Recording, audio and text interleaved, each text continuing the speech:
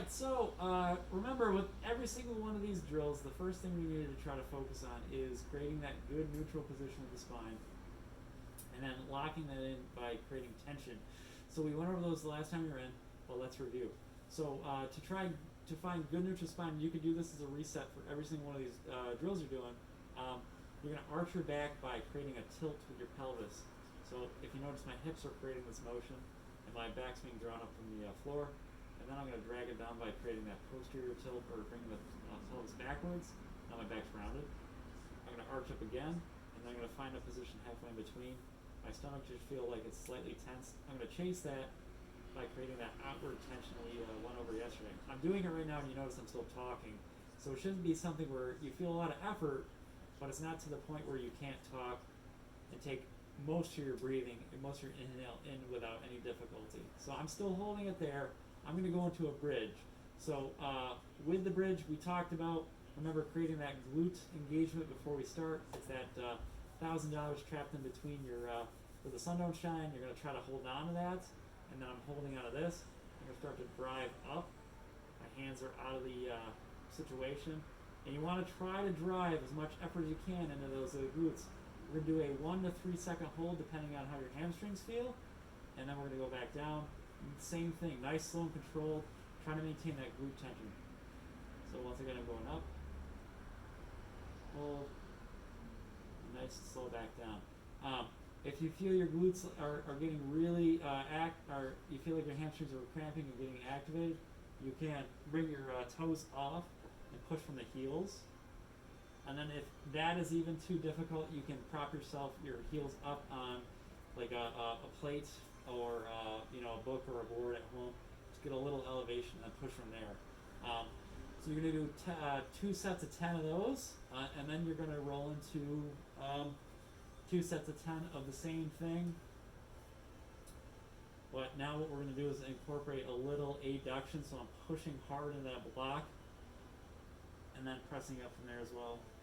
All the same principles apply. I'm just adding that extra press into the block, into the equation. With this one, you might start to feel a slight pinch on the inside of the hips, but get through a couple reps and see if that starts to feel better. All right, from there, you can roll into the clamshells. So I gave you that band there. You can bring that around. We're gonna get that feel of the glute with our hand, and we're gonna bring the leg up and slightly back, and then bring it back to starting position. So band up, straight, and then slightly back, and then back to starting position. To make it more difficult, you can just start with your legs more extended. But you want to feel that nice burn that's starting to build up, like right around this glute area. So what I'm going to suggest, doing a set of 5 reps, switching sides, doing 5, then going down to 4 on each side, going down to 3 on each side, 2 on each side, and 1. You should feel a pretty decent burn by the time you get to the end of it there. What else do I got for you here? Oh yeah, we did 2 more things. Let's go into the Copenhagens. And we're going to need a chair or a bench for this, or you can use a partner at the gym. So we're going to do a couple rounds of 5 reps of these. And once again, you can do these on both hips. So if you have a chair or a bench, you're going to try to just get that around that knee area. I'm going to go into a side plank, and I'm going to try to push my leg down as hard as I can towards the floor. I should feel a nice broad opening there, and I'm going to feel that stiffness and tension that I've produced before I even start with that side plank. So I'm going to do a 5-second pump, relax, go back up, tense here, press down. The progression for this is, I'll just show you from the side, I can bring my leg up to my other leg. And that doesn't need to be held. Or if you feel like you can hold it, go ahead and hold it. And down. So, like I said, a set of 5 of those, and then switch sides, do another set of 5 in the other, and I just do that 3 times. And then the last one we did was using that rogue band If you want to come in here, Drea. Mhm. I gotta do it against the only wall I have available.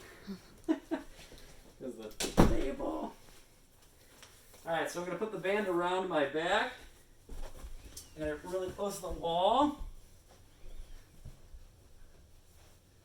And I'm gonna wrap the band around my knees. And I'm gonna wiggle in as best I can. And just make sure that the band is directly on the knees, pressing like down towards the floor. And I'm going to get into the squat position. I should feel a huge, massive opening through my inner hip area here. So I can just hang out here for about 90 seconds. And then I'm going to kick up the jam and do 60 seconds on each side of the following. Which I'm going to take one leg, bring it directly across and hold.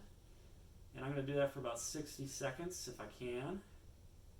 And then I'm going to switch sides and do it on the other. Hold for 60 seconds. Good. And that'll do it.